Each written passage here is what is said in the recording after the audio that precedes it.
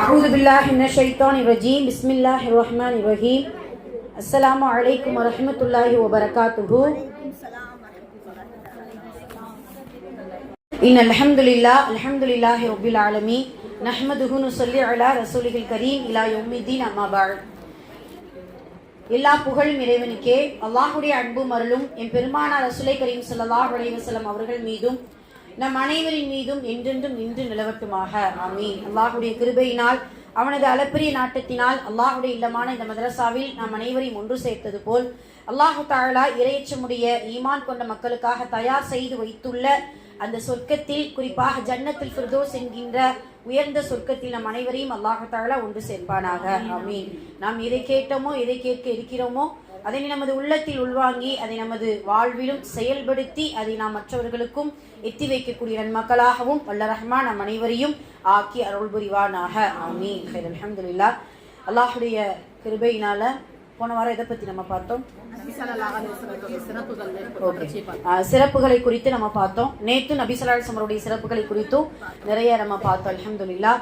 இன்னைக்கு நாம எதை பத்தி பார்க்க போறோம் அப்படின்னா, இந்த ரபியுல் அவ்வல் மாதம் முடியும் வரைக்கும் நபி ஸல்லல்லாஹு அலைஹி வஸல்லம் வரலாற்றுக்குள்ளேயே பயணிக்கக்கூடிய ஒரு வாய்ப்பு அல்லாஹு தஆலா நமக்கு கொடுத்திருக்கிறான். அல்ஹம்துலில்லாஹ். அந்த வரலாற்றில் பயணிக்கும் பொழுதெல்லாம் நபியின் வாழ்வையும் அவர்களுடைய வாக்கையும் அவர்களுடைய நடத்தையையும் அவர்களுடைய வழிமுறைகளையும் முழுமையாக பின்பற்றக்கூடிய மக்களாக ஆக்குவதற்கு அல்லாஹ் அருள் புரிவானாக. ஆமீன். கைர். அல்ஹம்துலில்லாஹ். இன்னைக்கு பேசக்கூடிய தலைப்பு சுந்தர நபி காட்டி தந்த சுவனம் செல்லும் வழிகள். சுந்தர நபி ஸல்லல்லாஹு அலைஹி வஸல்லம் அவர்கள் காட்டி தந்த சுவனம் செல்லும் வழிகளை குறித்து நம்ம இன்ஷா அல்லாஹ் பார்க்க போறோம். அதுக்கு முன்னாடி இன்னைக்கு கிராத் ஓதுனாங்க ரொம்ப அழகான முறையில். அல்லாஹு தஆலா மேலும் கல்வி ஞானத்தையும் ஆரோக்கியத்தையும் தந்தருள் புரிவானாக. அல்ஹம்துலில்லாஹ். அவங்க ஓதிய வசனம் பார்த்தீங்கன்னா சூரா நம்ல் 27வது வசனத்துல 27வது அத்தியாயத்துல 63வது ஆயத்து, அவங்க 61, 62, 63 ஆயத்துகள் ஓதுனாங்க. அந்த பேஜ் ஃபுல்லாமே எத்தனாவது ஜுசு? அது 20வது ஜுசுடைய முதல் பேஜ்ல இருக்கக்கூடிய வசனங்களை இன்ஷா அல்லாஹ் வீட்டில் ஒரு காட்டு அல்லாஹ்வுக்காக வாசிச்சு பார்க்கணும்.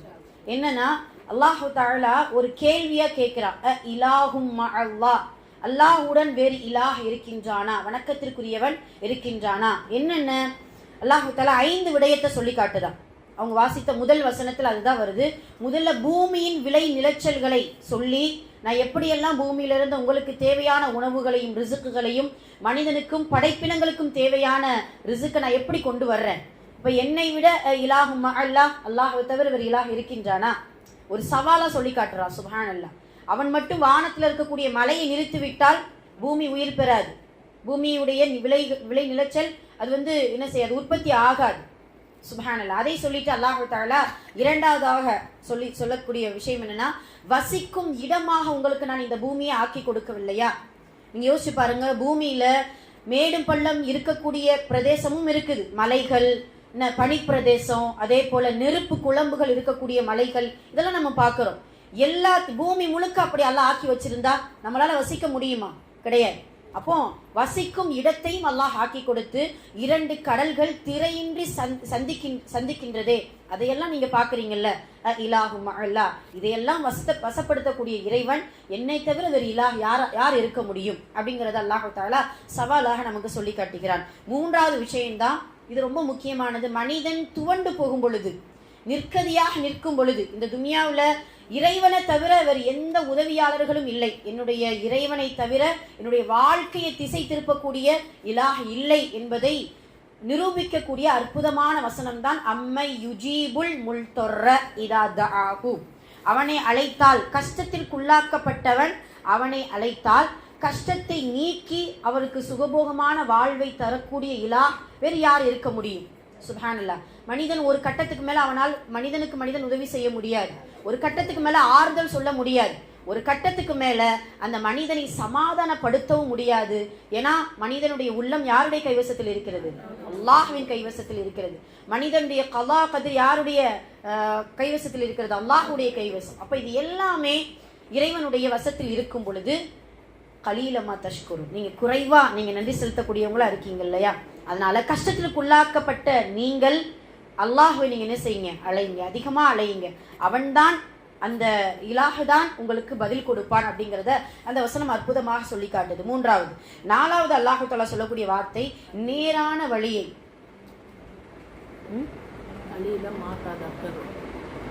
கலீலம் மா ததக்கரும், நீங்கள் குறைவாகவே சிந்திக்கின்றீர்களே. நீங்கள் குறைவாகவே சிந்திக்கின்றீர்களே அப்படிங்கறது அல்லாஹ் தஆலா சொல்லி காட்டுகிறான். அதே போல நாலாவது விஷயம் என்ன அப்படின்னா, நேரான வழியை, என்னை தவிர உங்களை நேர்வழிப்படுத்துபவன் யார்? என்னை தவிர உங்களை நேரான வழியில் நடத்தி செல்லக்கூடிய இறைவன் யார்? இலாஹு அல்லாஹ் அப்படிங்கறது அல்லாஹ் தஆலா சொல்லி காட்டிட்டு ஐந்தாவது விஷயம் தான் சொல்கிறான், என்னை தவிர யாரும் இறந்தவர்களை உயிர்ப்பிக்கவும் முடியாது, உயிர்ப்பித்தவர்களை மறுபடியும் மரணிக்க செய்யவும் முடியாது அப்படிங்கிறதையும் அல்லாஹ் தஆலா சொல்லி காட்டுகிறான். அப்ப இது எல்லாமே இறைவனுடைய வல்லமையை உணர்த்தக்கூடிய அற்புதமான வசனமாக நமக்கு இருக்குது அப்படிங்கிறத நம்ம பார்க்கிறோம். அதுல 63வது வசனம் மனிதனுக்கு தேவையான ஆறுதலை தரக்கூடிய ஒரு வசனமாக இருக்குது. இன்ஷா அல்லாஹ் அதை எல்லாரும் மனனமிட்டு ஒவ்வொரு நேரத்திலையும் நம்ம கஷ்டத்திற்குள்ளாக்கப்படும் பொழுது ஓதக்கூடியவர்களாக இருக்க வேண்டும். சரிங்களா? அல்ஹம்துலில்லாஹ். இன்னைக்கு ஓதிய சூரா நாசியாத் ரொம்ப அழகான முறையில் ஓதுனாங்க. அதுல வரக்கூடிய ஒரு வசனம் தான் ஃபமன் காஃப மகாம ரப்பிஹி வனஹன் நஃப்ஸ அனில் ஹவா. அழகான வார்த்தை. ஃபஇன்னல் ஜன்னத ஹியல் மஅவா. ஜன்னத்தல் ஹியல் மஅவானா மஅவா என்கின்ற அந்த தங்குமிடத்தை நீங்க சொந்தமாக்கி கொள்ளணும்னா என்ன செய்யும் தெரியுமா? ஃபமன் காஃப மகாம ரப்பி, அல்லாஹ்வுடைய அவனுடைய இரட்சகனின் இடத்தை சந்திக்கின்றோம். அப்ப இறைவனை சந்திக்க போறோம் என்கின்ற அச்சத்தில் உங்களுடைய உள்ளத்தில் அச்சம் இருந்தால், வனஹன் நஃப்ஸ அனில் ஹவா, ஹவா என்கின்ற பேராசையை முற்றிலும் அடக்கி கொள்ளுங்கள். ஹவா என்கின்ற பேராசையை முற்றிலும் அடக்கி கொண்டு அவனுடைய சன்னிதானத்திற்கு செல்ல இருக்கிறோம் என்கின்ற அச்சத்தோடு யார் இருக்கின்றார்களோ அவர்களுக்கு ஃபஇன்னல் ஜன்னத ஹியல் மஅவா என்கின்ற சொர்க்கம் உண்டு அப்படிங்கிறத அல்லாஹ் தஆலா சொல்லி காட்டுகிறான். அதற்கு முந்தைய வசனம் அதுக்கு மாற்றமாக ஃபஇன்னல் ஜஹீம ஹியல் மஅவா, அவர்களுடைய தங்குமிடம் ஜஹீமாக இருக்கும். யார்? அந்த மன இச்சையை பின்பற்றி இறையச்சம் இல்லாத மனிதர்களுக்கு அப்படிங்கிறத அல்லாஹ் தஆலா சொல்லி காட்டுகிறான். இப்படி நிறைய படிப்பினை மிக்க ஒரு வசனமாகத்தான் அதுல இருக்குது அப்படிங்கிறத நம்ம பார்க்கிறோம். அல்ஹம்துலில்லாஹ். இன்னைக்கு சுந்தர நபியின் சுவனம் செல்லும் வழிகள், அற்புதமான ஒரு தலைப்பு. முதல்ல பிரார்த்தனை, இறைவனிடத்துல துவா செய்யறோம்ல, அந்த துவாவுல இதுக்கு மீறி எதுவுமே இறைவனிடத்துல கேட்க முடியாதுன்னு சொல்லி எதை பத்தி நம்ம கேட்போம்? சுவனத்துக்கு மேல ஒன்னும் கேட்க முடியாது. யோசிச்சு பாத்தீங்களா? சுவனத்துக்கு மேல என்னத்தையாவது கூடனா கிடையாது, அவ்வளவுதான் ஏண்டு. சுவனம் தான் எல்லாமே என்ன செய்யும், நாம் எதிர்பார்க்கக்கூடிய எல்லாம் சுவனத்தில் உண்டு. அது மட்டும் இல்லாம நாம் நினைக்காத புறத்திலிருந்து என்ன செய்வோம் அல்லாஹ் தஆலா சுகத்தை சுவனத்துல வச்சிருக்கா அப்படிங்கறத அல்லாஹ் தஆலா குர்ஆன்ல நமக்கு சொல்லி காட்டுகிறான். சுப்ஹானல்லாஹ். அப்போ இறைவனிடத்தில் பிரார்த்தனை செய்யும் பொழுது துன்யாவுக்கேற்ப குறைவாக பிரார்த்தனை செய்ய வேண்டும், ஆகிராவுக்கேற்ப அதிகமாக பிரார்த்தனை செய்யணும். இங்க யோசிச்சு பாருங்க. அப்படின்னு பார்த்தோம்னா 10% துன்யாவை கேட்கலாம், ஆனா கையெடுத்தோம்னா கடை, வீடு, வியாபாரம், பணம், பீரோல் இதையே பத்தி நம்ம என்ன செஞ்சுட்டு இருக்கோம்? கேட்டுட்டு இல்ல, நம்ம அப்படியே நம்ம கேட்டுட்டு இருக்கோம், பழகிட்டோம். என்ன பிள்ளைக்கு திருமணம் நடக்கணும், கல்வி, அது இது படிப்பு அப்படின்னு சொல்லிட்டு முழுக்க துன்யாவை 90% கேட்டுட்டு ஒரு 4 இதை மட்டும் நமக்கு வச்சிருப்போம். ஆகிராவுக்கு நரகத்தை விட்டு பாதுகாத்துரு, சொர்க்கத்தை கொடுத்துரு, பாவத்தை மன்னிச்சிரு, கபரை விசாலமாக்கிரு அப்படின்னு சொல்லிட்டு நம்ம என்ன செய்யறோம்? ஒரு ஆகிராவை குறித்து கொஞ்சமானதான் நான் என்ன செஞ்சுட்டு இருக்கோம், கேட்டுட்டு இருக்கிறோம். இல்ல எல்லாத்துக்கும் பொதுவாக. ஐயோ சரியா? ஓகே சரி. அப்போ இப்படியெல்லாம் நம்ம என்ன செஞ்சுட்டு இருக்கோம்? துவா செய்து கொண்டிருக்கிறோம். ஆனா அல்லாஹ் தஆலா இந்த ரப்பனா துவாவிலே நமக்கு அதை சொல்லிட்டான் பாத்தீங்களா? ரப்பனா ஆத்தினா ஃபித் துன்யான்ட்டு ஒரு பங்கை சொல்லிட்டு 2 பங்கு ஆகிராவை தான். ஆகிரா வகினா அதாபன்னார், நார் என்பது மறுமையில தான் இருக்குது. ஸோ அந்த 2 பங்காக நம்ம என்ன செய்யணும்? ஆகிராவை குறித்து கேட்க வேண்டும் அப்படிங்கிறத நபி அல்லாஹ் தஆலா குர்ஆன்லயே நமக்கு சொல்லி காட்டுகிறான். சுப்ஹானல்லாஹ். அப்ப இந்த சொர்க்கத்திற்கு நுழைவதற்கு நபி ஸல்லல்லாஹு அலைஹி வஸல்லம் அவர்கள் என்ன வழி காட்டி கொடுத்தாங்க அப்படிங்கிறத நம்ம பார்க்கிறோம். அல்ஹம்துலில்லாஹ். நீங்க நம்ம நற்செய்தி பெற்றுக்கிறணும். இதற்கு முன்னால் உள்ள கூட்டத்தார்களுக்கெல்லாம் இவ்வளவு சுவனம் செல்லும் வழிகள்லாம் கிடையாது. ஏன் தெரியுமா? ஏன்? எதனால? அதாவது புரியுதா என்ன கேள்வி கேட்குறேன்ட்டு? சுவனம் செல்லக்கூடிய வழிகள் இந்த உம்மத்திற்கு தான் அதிகமாக அல்லாஹ் கொடுத்துருக்கான். உதாரணம் எடுத்துக்கோங்க, தொழுகை, நோன்பு, ஜக்காத், ஹஜ் எல்லாமே சுவனத்திற்கான வழிகள்ட்டு நிறைய நமக்கு அல்லாஹ் காட்டி கொடுத்துருக்கான். ஆனால் இந்த வழிகளை முன்னர் கூட்டத்துக்கு நிறைய கொடுக்கல. ஏன் தெரியுமா? வேற, ஏன்னா அவங்களுக்கு அதிகமான ஆயுள் காலத்தை கொடுத்தான். புரியுதா? அதிகமான ஆயுள் காலத்தை கொடுத்ததுனால நீ மெதுவானாலும் நல்ல அமல் செஞ்சு ஆயுள் காலம் உனக்கு நிறைய கொடுத்துருக்கல. 1000 வயசு 1500 வருஷம் வாழ்ந்துக்கோ. கொஞ்சம் கொஞ்சமா உனக்கு நல்ல வழிகள் குறைவா தான் இருக்குது. நீ எப்ப வேணாலும் அமல் செஞ்சு எப்படியாவது நீ என்ன செஞ்சுக்கோ, சொர்க்கம். ஆனா நமக்கு அப்படி கிடையாது. பாருங்க, எப்படியோ பார்த்தா வயசு அப்படியே கடகடன்னு போயிட்டே இருக்குது. 40, 50, 60, என்ன 60க்கு மேல போனஸ் அப்படிங்கிற மாதிரி என்ன செஞ்சுட்டு இருக்கு, நமக்கு போய்கொண்டே இருக்கிறது. சுப்ஹானல்லாஹ். இப்போ இது என்னன்னா, அல்லாஹுடைய தூதர் நபி ஸல்லல்லாஹு அலைஹி வஸல்லம் அவர்கள் நமக்கு ஒரு தலைவராக, ஒரு நபியாக நமக்கு அனுப்பப்பட்டதுனால தான் சொர்க்க வழிகளை அல்லாஹுடைய தூதரின் மூலமாக நமக்கு அல்லாஹ் நிறைய வழிகளை காட்டி கொடுத்துருக்கிறான். ஒன்று புரிஞ்சுக்கிறனும், இப்போ நான் ஹஜ்ஜுக்கு போகாதவங்க, ஹஜ்ஜுக்கு கஅபாவை பார்க்காதவங்க, கஅபா அப்படி இருக்கும் இப்படி இருக்கும், அந்த மக்கா மாநகர் இப்படி இருக்குன்னு சொல்றதை விட கஅபாவை பார்த்துட்டு சொல்றாங்க பாத்தீங்களா, அது அது ஒரு வேற விதமான வர்ணனையா இருக்கும். சுப்ஹானல்லாஹ். நம்மளுமே எவ்வளோ ஹதீஸ் சொல்லி கஅபா பத்தி சொன்னாலும் பார்த்துட்டு வந்தவங்க அழகா என்ன செஞ்சிருவாங்க, அதை எக்ஸ்பிளைன் பண்ணிடுவாங்க. சுப்ஹானல்லாஹ். அது போலத்தான் நபி ஸல்லல்லாஹு அலைஹி வஸல்லம் அவர்கள் சுவனத்தை பார்த்துவிட்டு நமக்கு சொல்லி கொடுக்குறாங்க. சுவனம் என்பது அல்லாஹ் அக்பர், எந்த ஒரு கண்ணும் பார்த்திடாத, மாலா ஐனுன் ரஅத் வலா உதுனுன் சமிஅத் வலா ஹதர அலா கல்பின் பஷர்.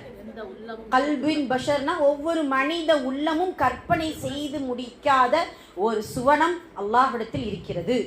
ரசூலுல்லாஹ் பார்த்துட்டு சொல்றாங்க. சுப்ஹானல்லாஹ். எந்த நபிக்கும் இந்த சுவனத்தை பார்க்கக்கூடிய பாக்கியம்லாம் கிடையாது. நபி ஸல்லல்லாஹு அலைஹி வஸல்லம் அவர்களுக்கு மட்டும்தான். அதனால தான் அல்லாஹ் தஆலாவிடத்துல கேட்கும் பொழுது சுவனத்தை கொடுன்னு கேட்கக்கூடாது, ஜன்னத்துல் ஃபிர்தௌஸ கொடுன்னு கேட்கணும். உயர்ந்த சொர்க்கத்தை கொடு அப்படின்ட்டு அல்லாஹ்விடத்துல கேட்கணுங்கிறத நபி ஸல்லல்லாஹு அலைஹி வஸல்லம் அவங்க சொன்னாங்க.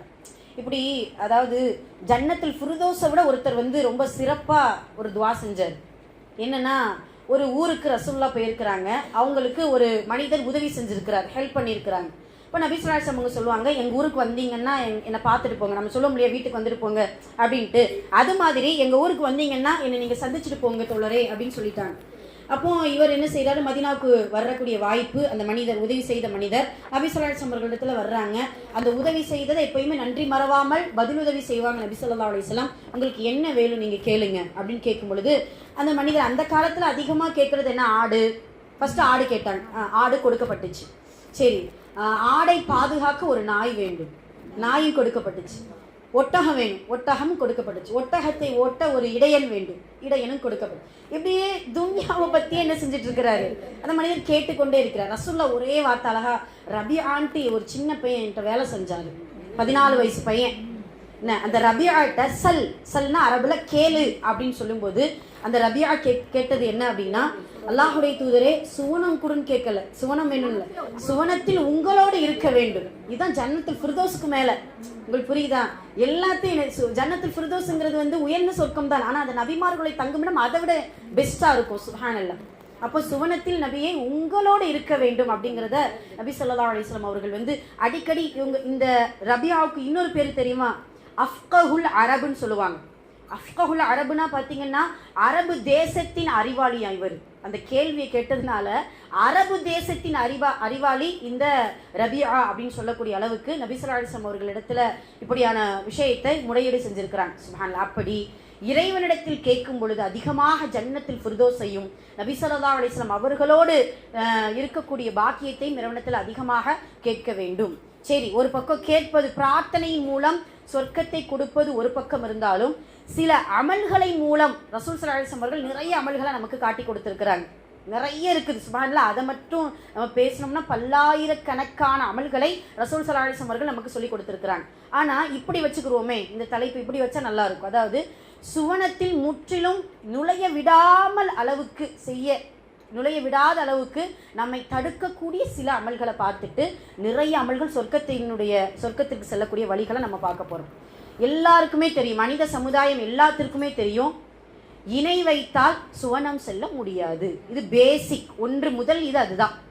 என்னன்னா, நீ மலையளவு நோன்பு, தொழுகை, ஜக்காத், எவ்வளவு பெரிய ஒரு சாலிஹான நல்லடியாராக இருந்தாலும் இணை வைத்து விட்டால் மலையும் மண்ணாக போய்விடும். அவ்வளவுதான். மலைக்கான நன்மையும் மலையளவு நன்மையும் மண்ணாக போய்விடும் அப்படிங்கிறதா உண்மை. ஏன்? ஷிர்க் என்பது இறைவனுக்கு பிடிக்காத, இறைவன் ஒப்புக்கொள்ளாத, இறைவன் அங்கீகரிக்கப்படாத ஒரு விடயம். அதுல இருந்து முழுமையா என்ன செஞ்சுக்கிறணும்? தவிர்த்துக்கிறணும். ஒண்ணு நீங்க யோசிச்சு பாருங்களேன். முழுமையா அல்லாஹ்விடத்துல நமது அமல்கள் எல்லாம் அங்கீகரிக்கப்படணும்னா 3 விஷயம் நமக்கு வேணும். 1, அல்லாஹ் காட்டி தந்த வழியாக இருக்க வேண்டும். 2வது, அல்லாஹுடைய தூதரின் வழிகாட்டுதலாக இருக்க வேண்டும்.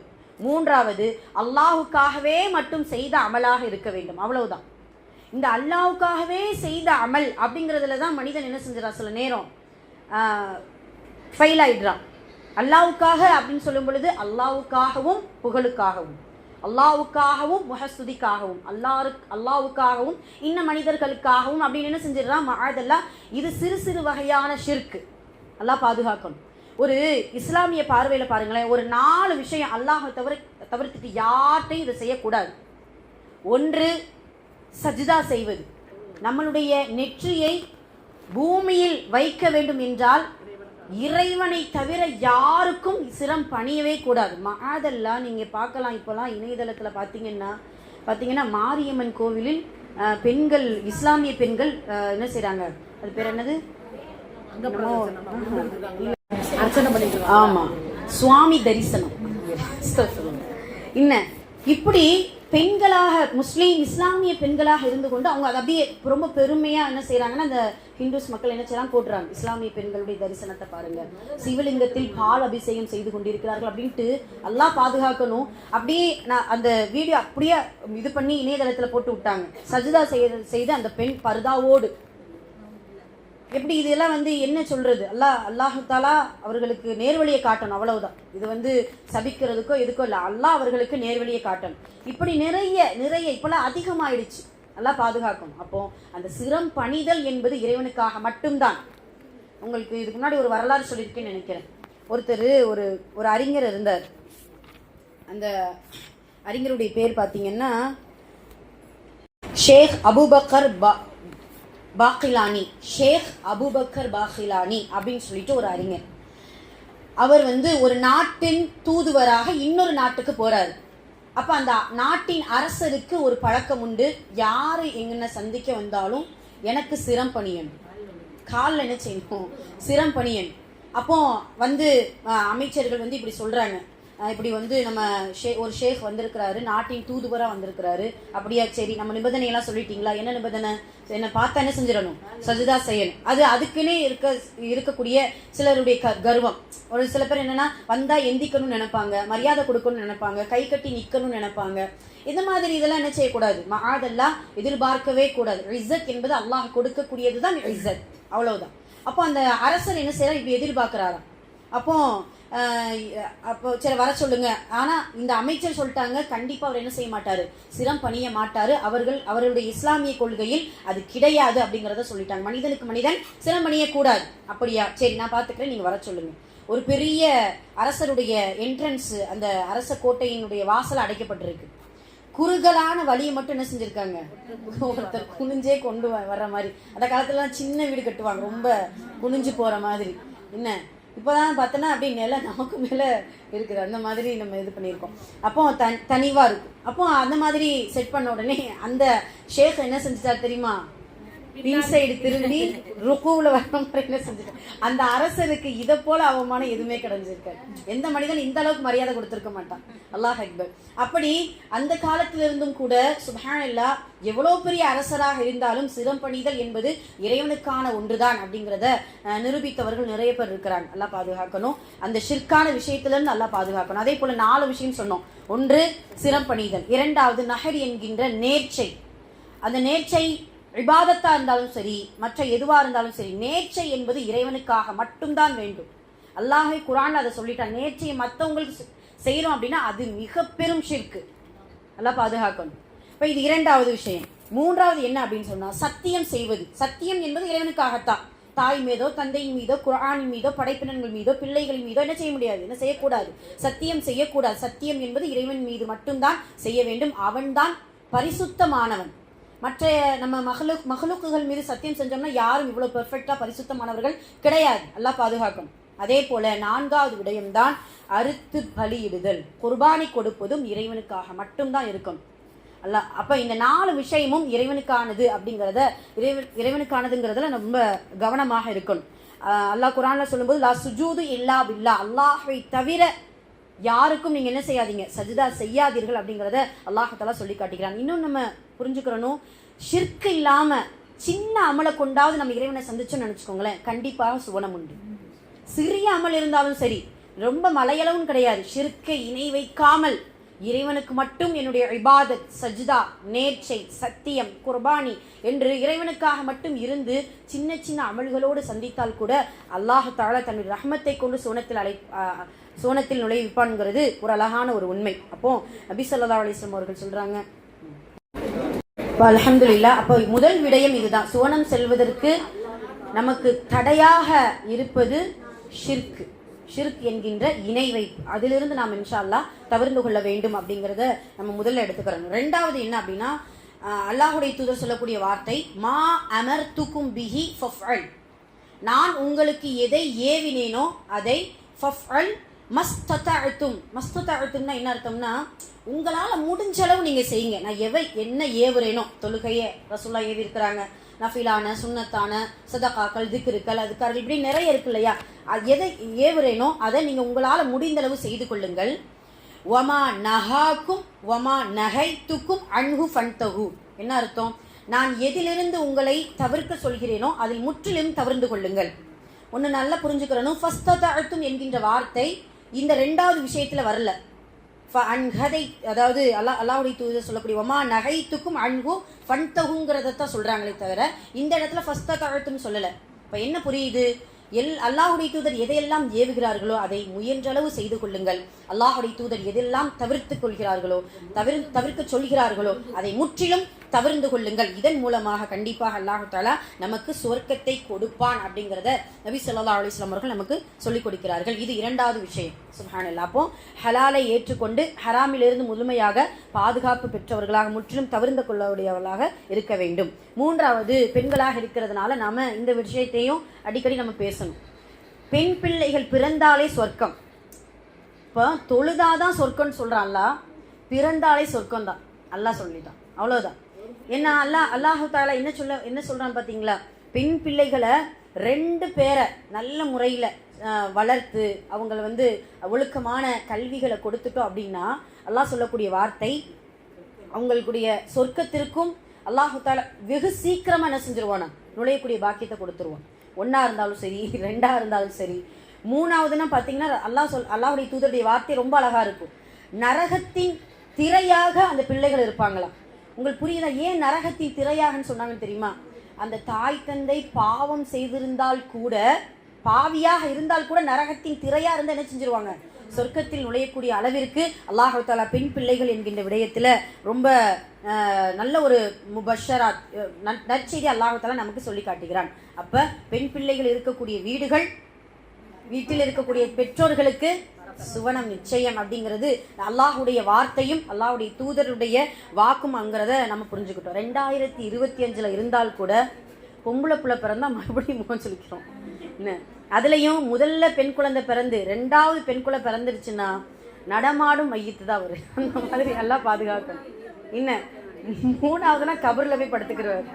என்ன அந்த மாதிரி காலங்கள் எவ்வளவோ மாறினாலும் சரி, நம்ம 2050 அடைஞ்சாலும் சரி, இந்த விஷயத்துல நம்ம என்ன செய்யறது இல்லை, அதை நம்ம அக்செப்ட் பண்றது இல்லை, அதை ஏற்றுக்கொள்ளக்கூடிய மனப்பக்குவத்தில் இல்லாமல் இருந்து கொண்டிருக்கிறோம். அதெல்லாம் அல்லாஹ் பாதுகாக்கணும். ஆனா நபி ஸல்லல்லாஹு அலைஹி வஸல்லம் அவர்கள் சொன்னது போல பெண் பிள்ளைகள் பிறந்தாலே சுவனம் நிச்சயம் அப்படிங்கிறத நபி ஸல்லல்லாஹு அலைஹி வஸல்லம் அவர்கள் சொல்றாங்க. இந்த பெண்களுக்கு பெண்களே எதிரின்னு சொல்லுவாங்கல்ல, அது போலத்தான் வீட்டுல ஏதாவது பொம்பளை பிள்ளை பிறந்துருச்சுன்னா முதல் எதிரி பிஸ்மில்லான்னு சொல்லி மாமியா தான் ஆரம்பிப்பாங்க. என்ன அப்படி இல்லை, மாமிமார்கள் கோச்சிக்க கூடாது என்ன அப்படின்னு சொல்லிட்டு ஒன்று தெரிஞ்சுக்கிறோன்னா அப்படி இல்லை, நம்ம மகளாவெல்லாம் அப்படி கிடையாது. நாங்கள் வேற ஊர்ல சொல்லிட்டு இருக்கோம். ஆமாம், அடுத்த பயான் செய்யணும் இல்லை. ஓகே சரி. அப்போ இப்படியெல்லாம் இருந்து கொண்டு இருக்குது. சரியா? ஆமாம். அந்த காலத்தில் ஒருத்தர் இருந்தாராம், அபு ஹம்சான்னு சொல்லிட்டு. அவருடைய பேர் அபு ஹம்சா. இப்போ நம்ம சொல்றோம் இல்லையா, அதாவது பொம்பளை பிள்ளையா பெத்தெடுத்துட்டா அந்த மனைவி மேலதான் கோவப்படுவாங்க, தாய் மேலதான் என்ன செய்வாங்க, கோவப்படுவாங்க. தந்தையை ஒன்றும் சொல்ல மாட்டாங்க. ஆனா முழுக்க முழுக்க ஆமா. அதுக்கு ஒரு உதாரணம் பாருங்க. அபு ஹம்சான்னு ஒருத்தர் இருந்தார். வதவதன்னு பாத்தீங்கன்னா அந்த அம்மா 8 பொம்பளை பிள்ளைங்க அடுத்தடுத்து. இவருக்கு ரொம்ப கோபம் ஆயிடுச்சு. அந்த காலத்துலலாம் பாத்தீங்கன்னா ஒரு ரூம்ல ஒரு திரை, அவ்வளவுதான். அது ஒரு ரூம், இது ஒரு ரூம், அந்த மாதிரி. டக்குன்னு வேற பெண்ணை திருமணம் முடிச்சுட்டு வந்துட்டாரு. அங்க பேசுறது இங்க கேட்கும், இங்க பேசுறது அங்க கேட்கும். இந்த அம்மா 8 பொம்பளை பிள்ளையோடு இங்க உட்காந்துக்கிட்டு கவி பாட ஆரம்பிக்குது. அவர் என்ன செய்யறாருன்னா, அவரு ஆமா புது மனைவியோட பேசி கொண்டு இருக்கிறார். சரியா? அப்போ அந்த கவி பாடுதலுடைய தமிழ் வரியை நான் சொல்றேன். மாலி அபி ஹம்சத லா யதீலா. அபு ஹம்சாவே, இந்த அபு ஹம்சாவுக்கு என்ன ஆயிடுச்சு? நான் பொம்பளை பிள்ளையா பெற்றதுனால எங்க கிட்ட வரமாட்டுக்கிறாரா? ரொம்ப கோபப்பட்டாரோ? அபு ஹம்சாவை நீங்க புரிஞ்சுக்கோங்க, விதைத்தது நீங்கள் என்றால் எதை விதைக்கின்றீர்களோ அதைத்தான் நாங்கள் அறுவடை செய்ய முடியும் அப்படிங்கிறத சொல்லிட்டாங்க. சொன்ன உடனே அந்தம்மா பக்கத்துல அந்த திருமணம் முடிச்சிருக்கு இல்லையா, இது என்ன இப்படி பேசிட்டு இருக்காங்க அப்படின்னு சொல்லி ரொம்ப நாள் ஆகுது, வருஷங்கள் ஆகுது. வந்த அம்மாவும் புது மனைவியும் மறுபடியும் என்ன செய்யுது, பெண் பிள்ளையா பெத்தெடுக்குது. அல்லாஹ் பாதுகாக்கணும். பெத்தெடுக்குது. கடைசியில பார்த்தா 2 பேரும் வேணான்ட்டு அவர் என்ன செஞ்சிட்டாரு, கோச்சுக்கிட்டே போயிட்டாரு. அல்லாஹ் பாதுகாக்கணும். உங்களுக்கு புரியுதா? யார் மேல தவறு, பெண்கள் மேல என்ன செய்யக்கூடாது, தவறு சொல்ல முடியாது. ஒன்று இறைவனுடைய நாட்டம், 2வது அவர்களுடைய ஏற்பாடு, அவ்வளவுதான், வேற ஒண்ணுமே கிடையாது. இப்போ இது எதுக்கா டாபிக்கே மாறுது பாத்தீங்களா? ஆமா. பெண் பிள்ளைகள் பிறந்தாலே சுவனம் என்பது இஸ்லாம் சொல்லக்கூடிய அற்புதமான ஒரு வழி. அதனால இன்ஷா அல்லாஹ் நம்மளுடைய பிள்ளைகள்கிட்டயே, நம்மளுடைய பிள்ளைகளை நம்ம திருமணம் முடிச்சு கொடுக்குறோம் அப்படின்னா முதல் புள்ள பெண் பிள்ளைய கேளுங்க. ஏன் அது மனசு வருதா? யாருக்கா யோசிச்சு பாருங்க. அல்ஹம்துலில்லாஹ், வாய் திறந்து கொடுக்கட்டும். அல்லாஹ் எல்லா பிள்ளைகளை, இப்ப பிள்ளை பாக்கியத்தை எல்லாருக்கும் கொடுக்கட்டும். பெண் குழந்தைய கொடுன்ட்டு முதல்ல நம்ம துவா செய்யறதுக்கான ஒன்றை ஏற்படுத்திக்கிறோம்.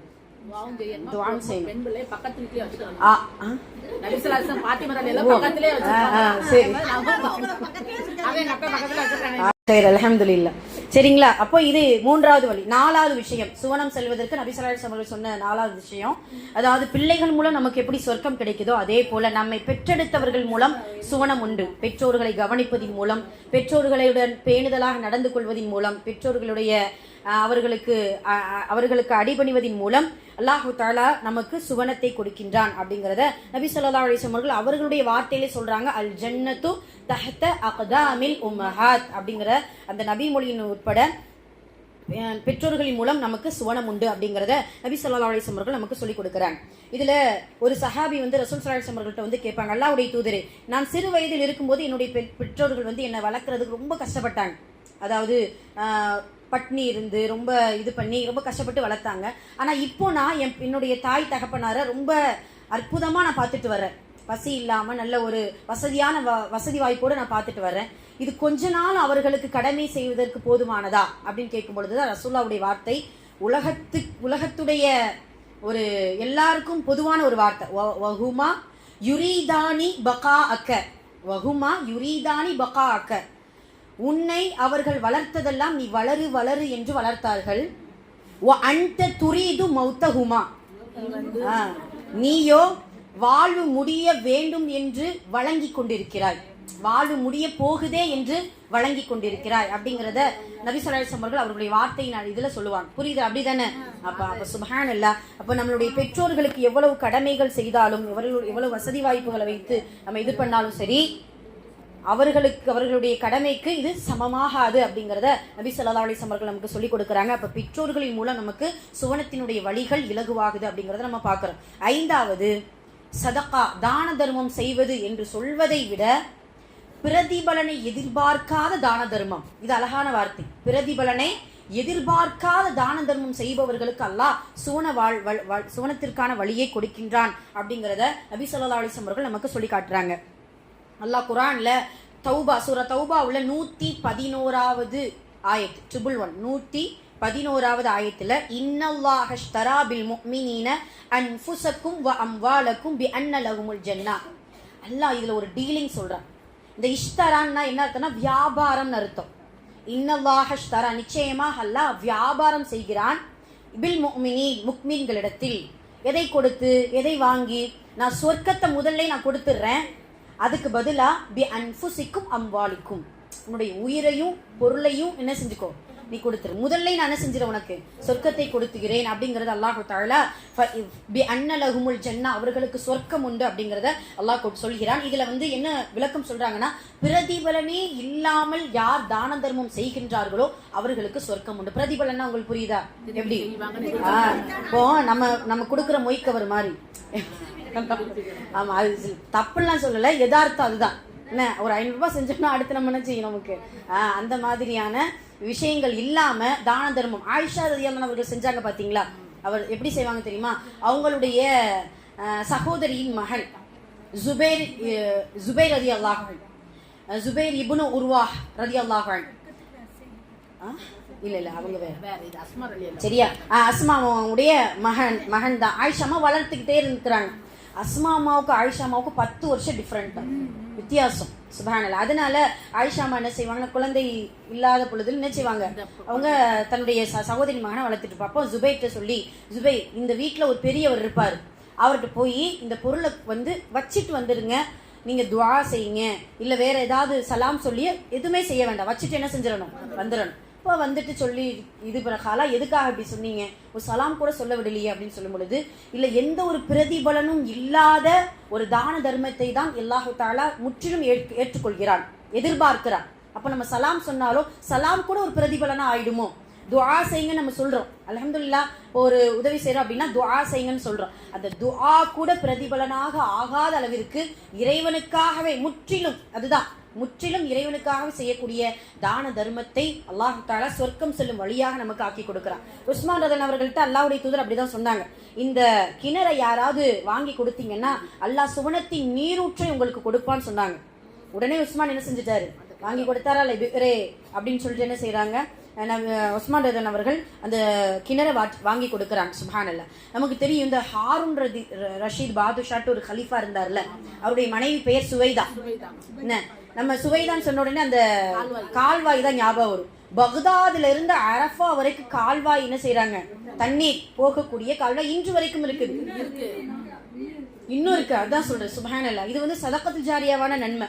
தன்னுடைய கணவர்கிட்ட எப்படியெல்லாம் சுவைதாமா இது பண்ணி, ஏன்னா அந்த காலத்துல அவர் ஆட்சியாளரா இருந்ததுனால என்ன செய்யறாங்க, அங்க இருந்து இங்க வரைக்கும் ஒரு கால்நடையை இது பண்ணாரு. ஆமா,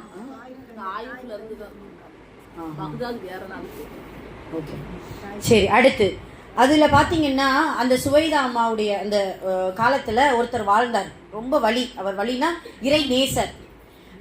அதாவது தன்னிலை மறந்தவர்ன்ட்டு ஒரு பேர் உண்டு சில இறைநேசர்களுக்கு. என்ன அர்த்தம்னா, அவங்க நம்மளுடைய பார்வையில அவர் மஜ்னூன், பைத்தியமா தெரிவார். ஆனா அல்லாஹ்வுடைய பார்வையில அவருடைய பேர் மஜ்தூஹ். மஜ்தூஹ் என்றால் தன்னிலை மறந்தவர் என்று அர்த்தம், சரியா? இப்போ அவர் என்ன செய்யறாருன்னா, ஒரு நாள் பீச் பக்கத்துல, கடல் பக்கத்துல பாத்தீங்கன்னா மண்ணால் வீடு கட்டுவாங்க தெரியுமா, மண் வீடு கெட்டி இது பண்ணிட்டு இருக்கிறாங்க.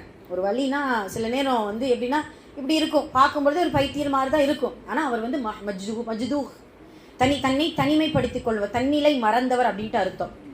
அப்போ சுவைதா அம்மா என்ன செய்யறாங்கன்னா, அந்த வழி கடந்து போறாங்க. போகும்பொழுது இந்த மஜ்தூஹை என்ன செய்யறாரு அப்படின்னா, காசு கொடுத்தா வாங்க மாட்டாராம். அப்போ சுவைதா அம்மா சொல்லுவாங்க, மஜ்தூஹ் என்ன செஞ்சிட்டு இருக்கீங்க? நான் வீடு கட்டிட்டு இருக்கேன், மண்ணால் வீடு கட்டி, இந்த வீட்டை நான் விலைக்கு வாங்கிக்கிறட்டா? என்ன வீட்டை? மண் வீட்டை நான் விலைக்கு வாங்கிக்கிறட்டா அப்படின்னு கேட்பாங்களா? வாங்கிக்கோங்க. எவ்வளவு திருகம்? 4 திருகம் அப்படின்னு சொல்லுவாராம். இப்போ 4 திருகத்தை என்ன செய்யறாரு, இந்த அம்மா கொடுத்துருது, சுவைதாமா கொடுத்துட்டாங்க. கொடுத்த உடனே அந்த சரி இந்த வீட்டை எடுத்துக்கிறவா, எடுத்துக்கோங்க அப்படின்னு சொல்லிட்டு அவர் போயிட்டாரு. வீடெல்லாம் என்ன செய்ய முடியாது, எடுக்க முடியாது. இப்போ இரவுல என்ன செய்யறாங்கன்னா, கணவன் மனைவி பேசிட்டு இருக்கிறாங்க, நம்ம கலீஃபாவும் சுவைதாமாவும் பேசிட்டு இருக்கிறாங்க. இன்னைக்கு நடந்த விஷயத்த சொல்றாங்க. இப்போ மஜ்தூஹை நான் சந்திச்சேன், அதை மண் வீட்டை வாங்கினியா, நீ பைத்தியமா, அது என்ன?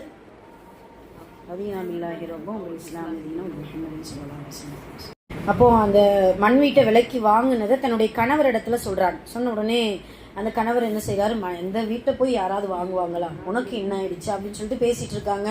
இப்போ தூக்கத்துல கனவுல ஹாரூன் ரஷீத் அவர்களுக்கு ஒரு கனவு வருது. இந்த கனவுல பாத்தீங்கன்னா ஒரு மாளிகை காட்டப்படுது. அந்த மாளிகைக்குள்ள அவர் நுழைய பார்க்கிறாரு. சில மனிதர்கள் அவரை தடுக்கிறாங்க. தடுக்கும்பொழுது இது சுவைதாவுடைய மாளிகை, இதுக்குள்ள நீங்க என்ன செய்யக்கூடாது, போகக்கூடாது. சுவைதா என்னுடைய மனைவி தானே, உன்னுடைய மனைவி என்பது துனியாவுல, இங்க அவங்க சுவைதாவுடைய மாளிகை தான் அவங்களுக்கு தான் உரியது அப்படிங்கிறத சொல்றாங்க. இப்போ எழுந்து பார்த்தா ஹாரூன் ரஷீத் அவர்களுக்கு அப்பதான் தெரியுது, ஆகா இந்த மண் வீட்டை வாங்கினதுனால, இந்த சதக்கா கொடுத்ததுனால சுவைதாவுக்கு அல்லாஹ் தஆலா ஒரு மாளிகையவே இது பண்ணியிருக்கானே அப்படின்னு சொன்ன உடனே இவர் என்ன செய்யறாரு, டக்குன்னு சட்டையை போட்டுட்டு 4 திருகத்தோட என்ன செய்யறாரு, அங்க போறாரு. போனா அதே மஜ்தூக என்ன செய்யறாரு பாத்தீங்கன்னா, மண் வீடு செஞ்சுட்டு இருக்கிறார். செஞ்ச உடனே இந்த 4 திருகம், அந்த மண் வீடு எனக்கு கூட அப்படின்னு சொல்லும்போது, இந்த இப்போ அந்த மண் வீடு 4 இல்ல 4000 திருகம், 4 இல்ல 4000 திருகம். அல்லாஹ் அக்பர். 4 திருகம் தானே என்னுடைய மனைவி வாங்கிட்டு போனாங்க. அது நேத்து நீங்க சொர்க்கத்தை பார்த்துட்டு வந்துட்டீங்கல்ல அந்த மாளிகையை, அதனால 4000 திருகம் அப்படின்னு சொன்னாங்களா. சுப்ஹானல்லாஹ். அந்த மஜ்து சுப்ஹானல்லாஹ் வழி சில இறை நேசர்களுக்கு அல்லாஹ் தஆலா இப்படியான ஒரு கராமத்துகளை கொடுக்கின்றான் அப்படிங்கிறத நம்ம பார்க்கிறோம். அப்ப இப்படி பிரதிபலனை எதிர்பார்க்காமல் சுவைதா ரஹ்மத்துல்லாஹி அவர்கள் பார்த்தீங்கன்னா அவங்களுடைய காலம் முழுக்க பேசப்படக்கூடிய அளவுக்கு சதகா செஞ்சிருக்காங்க அப்படிங்கிறத நம்ம பார்க்கிறோம். அதனால நாம் செய்யக்கூடிய சதகாவை பிரதிபலன் இல்லாமல் செய்யும் பொழுது அல்லாஹ் தஆலா அதற்கு பதிலாக சொர்க்கத்தையே நமக்கு கொடுக்கிறான் அப்படிங்கிறத நம்ம பார்க்கிறோம். அதே போல 6வது விஷயம், அடுத்தடுத்து சுருக்கமா வாசிச்சிருவோம். ரைட், 5 சொல்லிட்டோமா? ஓகே.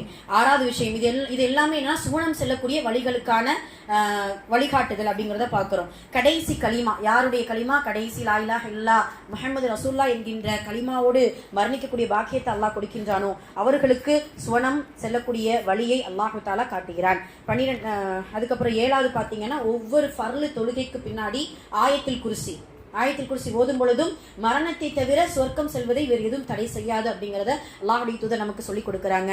அதே போல 8வது 3ஆம் கலிமாவை அதிகமாக ஓதணும். எண்ணிக்கையில் அடங்காத, அதாவது ரசூலுல்லாஹ் சில அதுக்கார்களை எண்ணிக்கையில சொல்லி கொடுப்பாங்க, சில திக்ருக்களை எண்ணிக்கை இல்லாம சொல்லி கொடுப்பாங்க. அதனால 3ஆம் கலிமாவை ஓதும் பொழுது அல்லாஹ் தஆலா சொர்க்கத்திற்கான பாக்கியத்தை நமக்கு கொடுக்கின்றான். அதே போல 9வது விஷயம், சூரத்துல் இஹ்லாஸ் நம்ம ஓதுறோம் இல்லையா, தினமும் 10 தடவை சூரத்துல் இஹ்லாஸ் ஓதுனா சொர்க்கத்தில் ஒரு மாளிகை உண்டுனா என்னது, சொர்க்கத்தில் நுழைந்தாதான் மாளிகையை நம்ம என்ன செய்ய முடியும், பெற முடியும். அப்ப இந்த இஹ்லாஸ் என்கின்ற அந்த சூராவும் கூட அல்லாஹ் தஆலா நமக்கு சொர்க்கத்திற்கான ஒரு வழியாக காட்டுகிறான். 10வது சுன்னத்தான தொழுகை. ஒரு நாளைக்கு 12 ரக்காயத்துகள் சுன்னத்து தொழுதால் அல்லாஹ் தஆலா சொர்க்கத்தில் ஒரு மாளிகை கொடுக்கின்றான். சுப்ஹானல்லாஹ். அதே போல 11வது துஹா தொழுகை. தினம்தோறும் முற்பகல் வேளையில் நபி ஸல்லல்லாஹு அலைஹி வஸல்லம் அவர்கள் சொன்ன தொழுத சுன்னத்தான துஹா தொழுகை நமக்கு சொர்க்கத்திற்கான வழியை காட்டி தருகிறது. 12வது நற்குணம் அஹ்லாக் என்கின்ற நற்குணம் மீசான் தராசை கணக்க செய்யக்கூடிய அற்புத அமல்.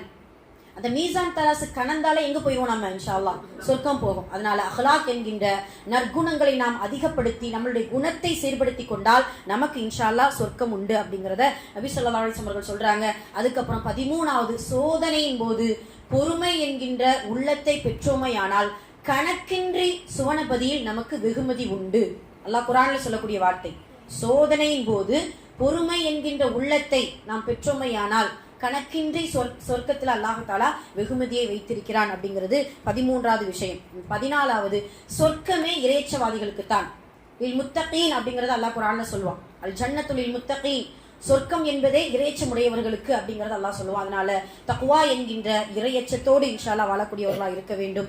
15வது பரிபூரணமான உது செய்து 2ஆம் கலிமா ஓதினால், நம்ம ஹதீஸ்ல ரியால் ஸலீல படிச்சோம் இல்லையா, பரிபூரணமா உது செய்து அஷ்ஹது அல்லா இலாஹ இல்லல்லாஹ் வ அஷ்ஹது அன்ன முஹம்மதன் அப்துஹு வ ரசூலுஹு என்கின்ற 2ஆம் கலிமாவை ஓதும் பொழுது அல்லாஹ் தஆலா நமக்கு சொர்க்கத்தை கொடுக்கின்றான். 16வது பெண்களுக்கானது.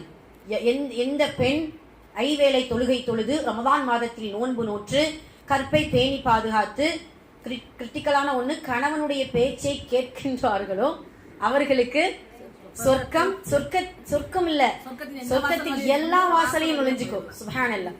அப்போ இது 16வது விஷயமாக இருக்குது. 17வது சய்யிதுல் இஸ்திக்ஃபார். ஒரு நாளைக்கு ஒரு முறையாவது அல்லது குறைந்தது 3 முறையாவது என்ன செய்யணும், சய்யிதுல் இஸ்திக்ஃபார் நம்ம இன்ஷா அல்லாஹ் ஓதும் பொழுது அல்லாஹ் தஆலாவுடைய தூதரின் வார்த்தை கவனிங்களேன், காலையில் ஓதும் பொழுது மாலையில் அல்லாஹ் நமக்கு ஒரு மரணத்தை கொடுத்தால் சுவனம் உண்டு, மாலையில் ஓதியவர்களுக்கு காலையில் மரணத்தை கொடுத்தால் சுவனம் உண்டு என்கின்ற நற்செய்தியை சய்யிதுல் இஸ்திக்ஃபார் மூலம் நம்ம பெற்றுக்கொள்ளலாம். 18வது ரொம்ப முக்கியமானது, மதரசாவை தேடி ஓடி வந்தாலே சொர்க்கத்தின் வழியை அல்லாஹ் இலகுவாக்குறான். அவ்வளவுதான்.